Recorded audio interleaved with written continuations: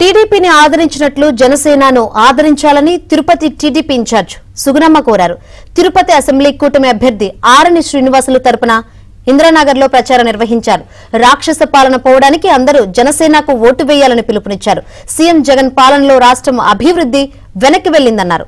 వైసీపీకి మించిన సంక్షేమ పథకాలను కూటమి ప్రభుత్వం అధికారంలోకి వస్తే అందిస్తాయని సుగుణమ్మ స్పష్టం చేశారు.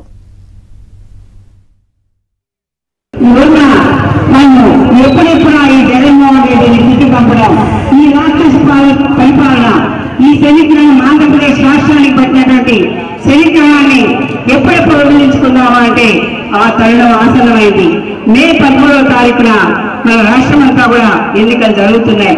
ఈ రోజున ఈ రాక్షస పాలన అంతమందించడానికి, ఈ దుర్మార్గ పరిపాలనకి చరమగీతం కావడానికి ఈ రోజున మన రాష్ట్రంలో మహాకూటమి ఏర్పడడం జరిగింది.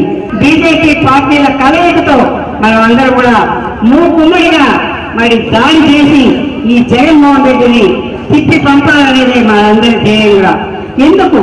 ఎందుకు అంటే ఈ రోజున మనం ఎన్నో కష్టాలకు ఓర్చుకున్నాం, మరి మనం ఎన్నో విధాలుగా ఆయన మొదలుపెట్టుకున్నాం.